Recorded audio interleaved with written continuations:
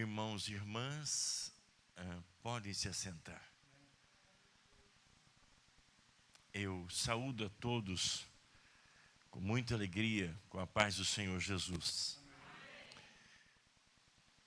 Uma vez a rainha de Sabá foi visitar Salomão e ela deixou escapar uma expressão muito bonita, quando ela disse: não me contaram metade. E ela ficou impressionada, entre tantas coisas, ou impressionada, com a organização, com a ordem, com o cuidado que Salomão tinha em tudo. Quando eu pego uma caneta e vejo pertence à igreja Filadélfia, eu digo: isso aqui não me pertence. Que organização! Quando eu passo a mão no púlpito e percebo que eu tenho aqui alguma coisa para dar aderência ao meu material, para ele não cair, eu digo: que bênção!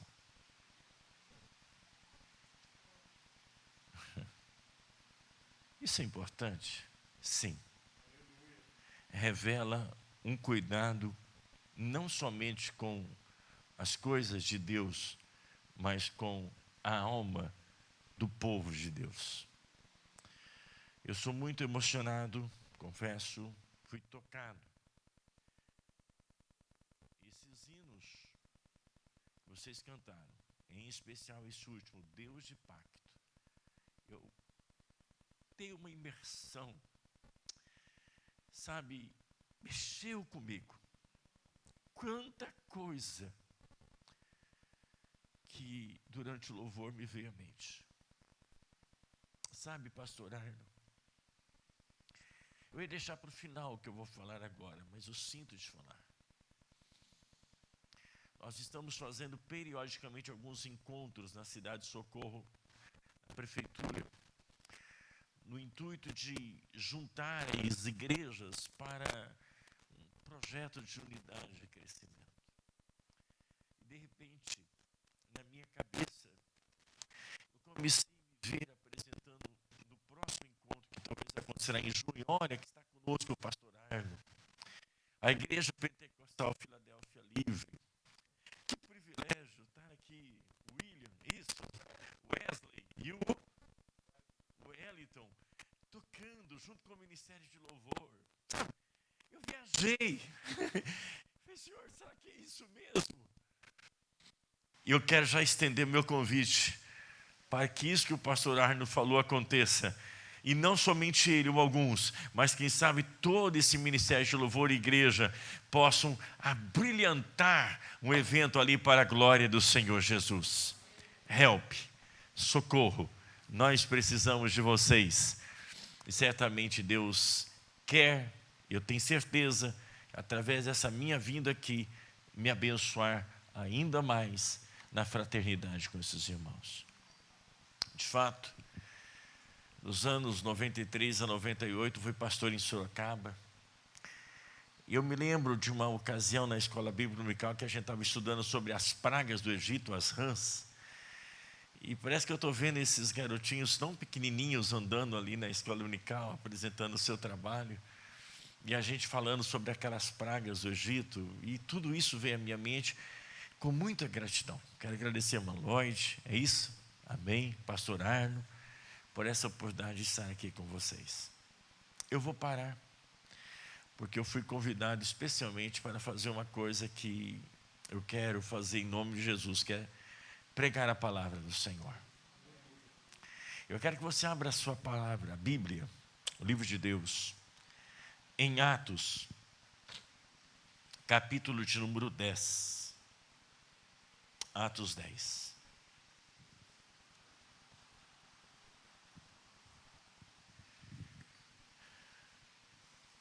Eu tenho um pastor aqui, amigo meu, pastor da Presbiteriana Renovada, pastor Delvair Madureira de Aquino. Passei pela casa dele hoje, ele me recepcionou, conversamos um pouco, mandou um abraço para o pastor, já entreguei pessoalmente, mas agora publicamente. E é muito bom nós estreitarmos a amizade. Fiquei muito contente com esse pastor, também pastor Antunes. Se eu errar, vocês me perdoem, que o meu ouvido não está muito bom. Gostei da palavra que o irmão ministrou. Encheu o nosso coração. Quem já encontrou Atos 10, verso de número 38, eu falei Atos 10, mas não falei o versículo. Atos 10, 38, você pode dizer amém? Provavelmente vocês poderão acompanhar na Bíblia, ou conforme já está disponível ali na tela. E eu vou ler ali, para acompanhar, junto com aqueles que me seguirem,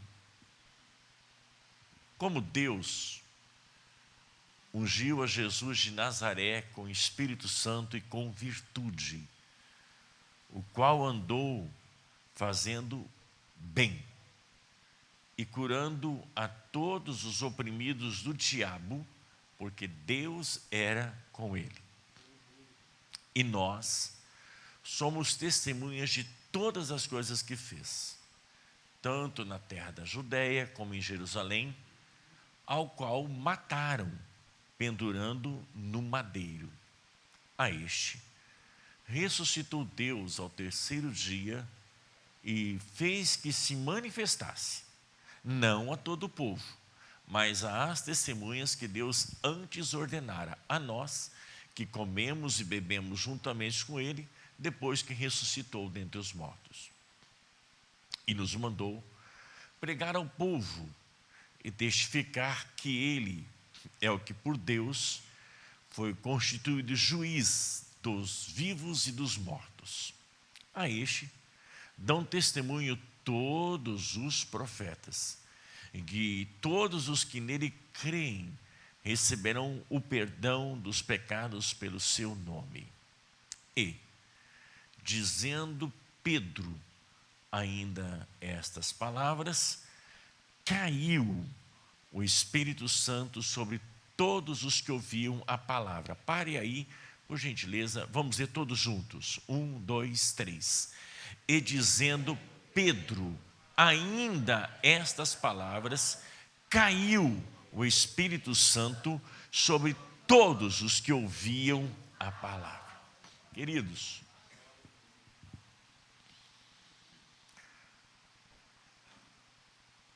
quando eu recebi o convite para estar aqui compartilhando com os irmãos, Deus colocou no meu coração essa passagem. E especialmente por essa informação, caiu o Espírito Santo sobre todos os que ouviam a palavra. E a grande pergunta é: quais palavras ou qual mensagem que o Espírito Santo abençoa para a salvação dos perdidos e para a edificação da igreja? Para entender isso, nós temos que dar uma retroagida no texto. Havia uma cidade chamada Cesareia, onde habitava um homem chamado Cornélio. A Bíblia diz que ele era um centurião, portanto ele cuidava de 100 soldados, uma centúria. Era um homem temente a Deus, dava esmolas, orava, muito piedoso e não era salvo. Deus enviou um anjo à casa de Cornélio, não para pregar o evangelho para Cornélio, mas para dizer que ele chamasse um pregador chamado Pedro para pregar para ele e para a sua família. O fato é que depois desse encontro com o anjo, Cornélio chamou 2 criados e contou toda a história para eles e disse: vocês vão agora à cidade onde está Pedro, junto ao mar, na casa de um certo Simão chamado Curtidor, e pede para Pedro vir. Do ponto de vista humano, Pedro não iria, porque havia uma barreira cultural entre judeus e gentios. Eu não vou dizer isso por irreverência, mas Deus criou um problema para ele. E se Pedro não viesse? E se Pedro batesse o pé que nem Jonas e dissesse: eu não vou. O que Deus, em sua soberania, fez? Aleluia. Enquanto preparavam o almoço, Pedro subiu ao terraço para orar. Enquanto ele orava, ele teve um arrebatamento de sentidos. Ele saiu deste mundo físico, levado para uma região celestial. Deus fez ver, descendo no lençol, todos os tipos de animais. E uma voz dizia: mata e come. Ele dizia: não, Senhor. Interessante. Se ele é o Senhor, como é que eu digo não? Não, Senhor. Eu não vou fazer isso. O lençol recolhe, desce pela segunda vez, mata e come. Não, Senhor. Tudo bem. Pela terceira vez desce o mesmo lençol. E a resposta: não, Senhor. Definitivamente Pedro não iria aceitar o convite para pregar na casa de Cornélio. Bateram a porta. É aqui que está um certo Simão. Sim, ele está orando. Chamaram. E os criados contaram a história. O nosso patrão teve a visita de um anjo. E este anjo mandou chamar você. E nós estamos esperando o senhor para ir pregar no culto lá na casa do Cornélio. A história é essa. Está na Bíblia. Você pode confirmar. Comeram. Pelo que eu estou me lembrando, no outro dia partiram. E quando eu chegando em Cesareia, tinha um culto doméstico marcado na casa de Cornélio. Tinha chamado os amigos, imagina aquele culto na casa.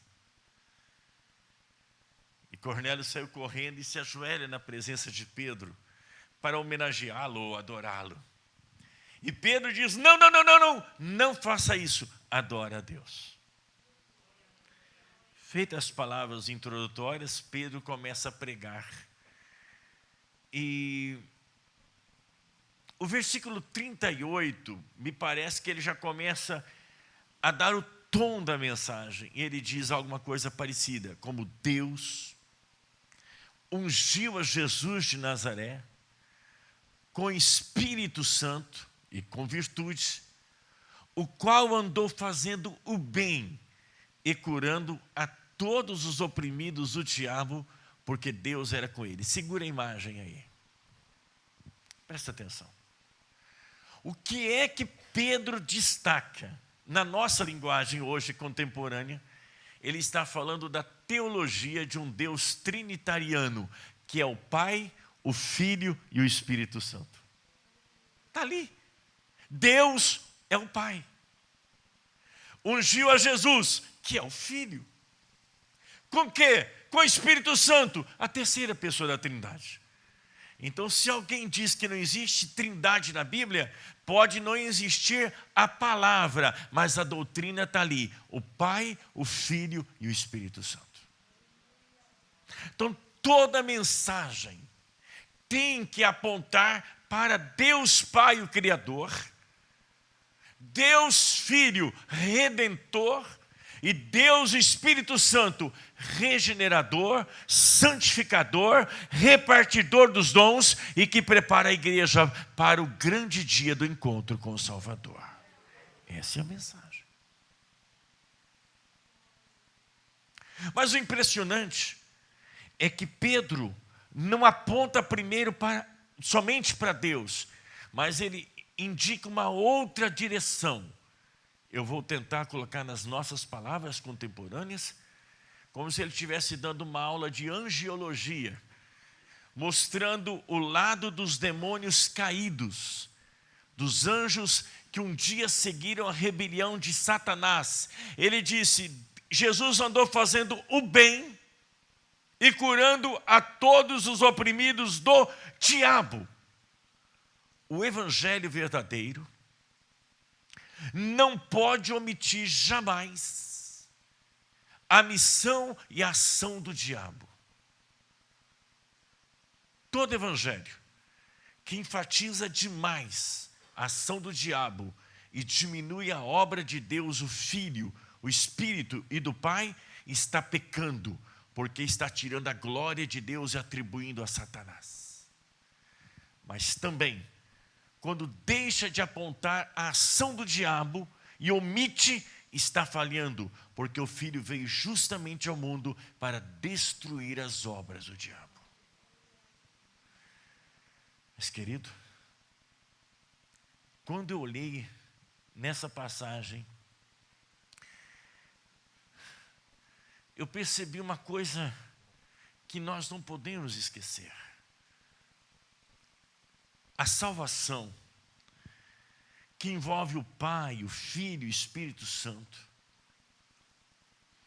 na destruição dos poderes da opressão do diabo, leva a gente a pensar: quem é o homem? Em que condição ele está? Ou, se você preferir, a gente pensa um pouco na antropologia. O que é o homem? Um ser criado à imagem e semelhança de Deus? Como disse o pastor, que teve uma queda no pecado? E nessa queda, tornou-se escravo do pecado? E mais do que isso, Jesus falou: vocês têm por pai ao diabo e querem satisfazer os desejos do vosso pai. Ele foi mentiroso desde o princípio e não se firma na verdade. E quando ele profere mentira, ele fala do que lhe é próprio, porque ele é o mentiroso e é o pai da mentira. Então, o apóstolo Pedro pega essa mensagem, e depois que ele faz essa introdução, parece que eu percebo o apóstolo Pedro, eu queria que você conseguisse imaginar ele pregando. Tente vê-lo agora. Cornélio olhando, as pessoas escutando. Certamente a primeira vez que eles ouviram a mensagem do Evangelho. E aí Pedro continua dizendo: e nós somos testemunhas de tudo que ele fez, Jesus fez, na terra dos judeus e em Jerusalém, ao qual mataram, tirando a vida, pendurando no madeiro. Olha que Pedro está dizendo: o homem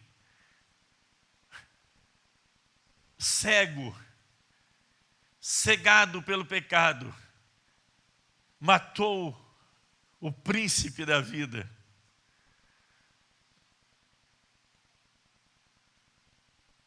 Há alguma coisa no ser humano que consegue matar Jesus, matar os apóstolos, matar os profetas, perseguir os santos de Deus.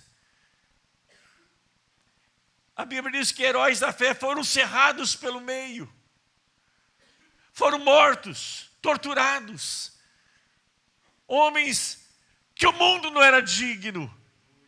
Por quê? Por causa da cegueira espiritual. Uma cegueira que levou o apóstolo Paulo a dizer um dia: irmãos, eu persegui a igreja, eu fiz na ignorância.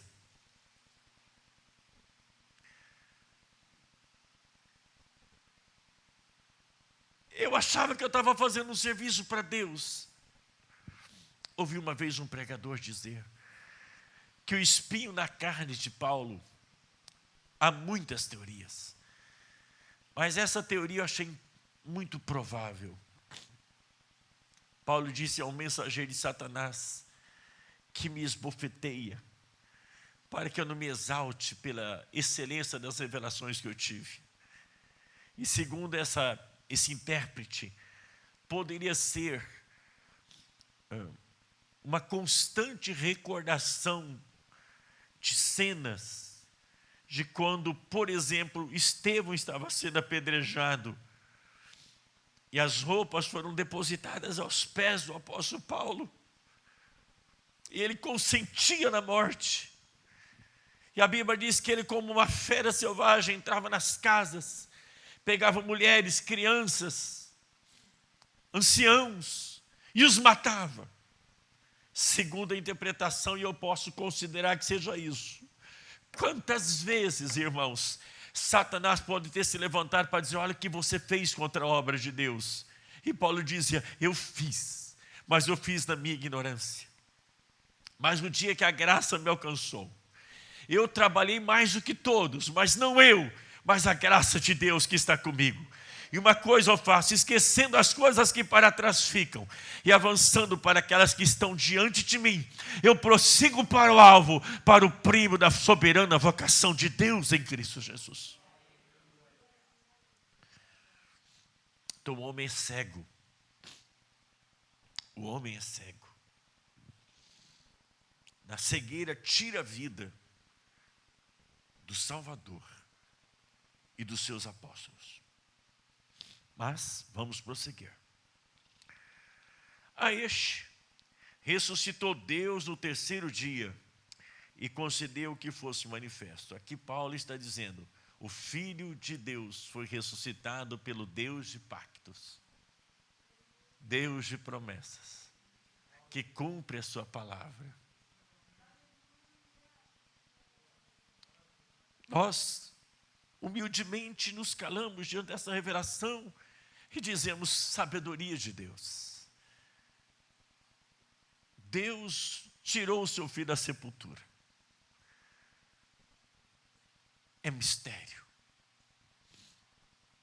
Da sepultura saiu, ressurgiu dentre os mortos e vivo está, assentado junto ao Pai. E ele diz: não a todo o povo, mas as testemunhas que foram anteriormente escolhidas por Deus.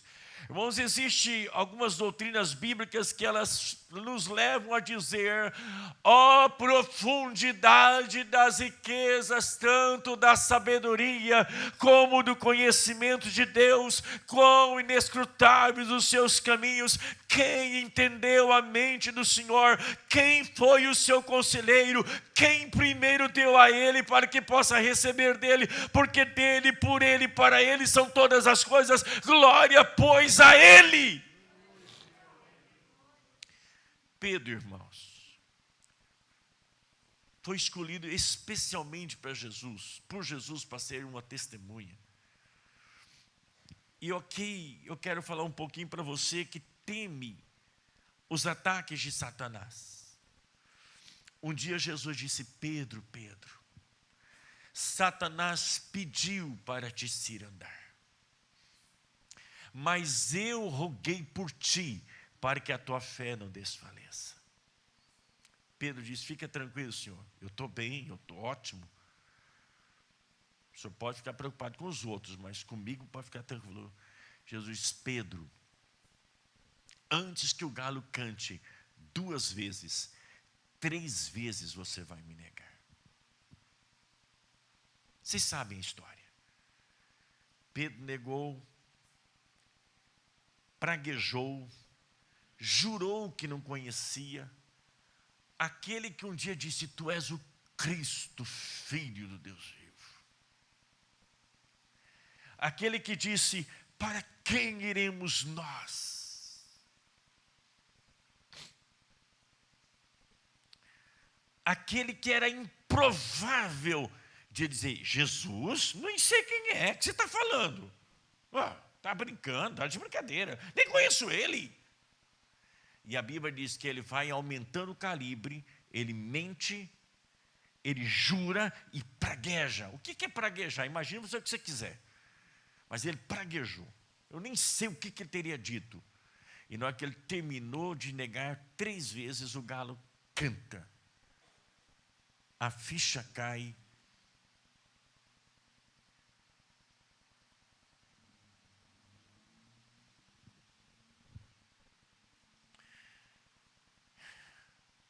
E Pedro dá uma olhadinha e Jesus faz assim. Olha para ele. E aí a Bíblia diz que Pedro chora amargamente.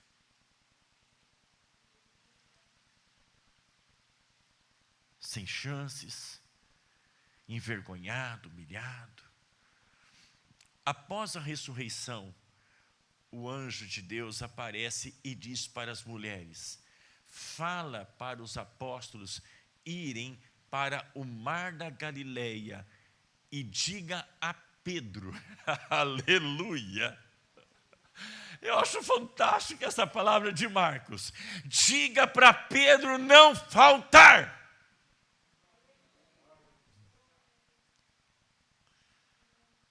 Os outros evangelistas não registram esse detalhe, mas Marcos registra.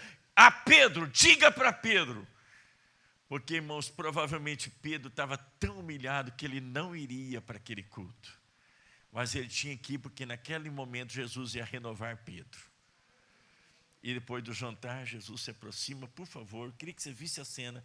E Jesus diz assim: Pedro, vamos conversar, você me ama mesmo? Senhor, tu sabes que eu te amo. De novo, Pedro, você me ama? Amo, Senhor. Pela terceira vez, o Senhor me ama mesmo? Ele disse: Senhor, tu sabes tudo, tu sabes que eu te amo. E Jesus olha para ele e diz: então, pastoreia as minhas ovelhas. Resumindo, Jesus não fracassou. Naquele momento estava sendo destruído todas as forças do inferno contra a igreja. E Pedro se levanta, ele prega, ganha almas lá no dia de Pentecoste, ganha almas aqui na casa de Cornélio, e a igreja prossegue vitoriosa para a glória do Senhor. Mas de lá para cá, irmãos, quantas pessoas que caíram em algum tipo de pecado e que o diabo estava fustigando essa pessoa e que foi necessário de passar por um processo de restauração, porque elas achavam que não tinha mais jeito. Algumas pessoas entram em depressão espiritual de tanto ataque de Satanás.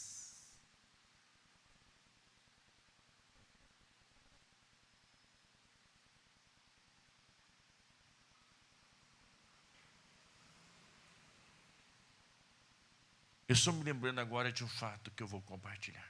Eu estava ontem em Sorocaba.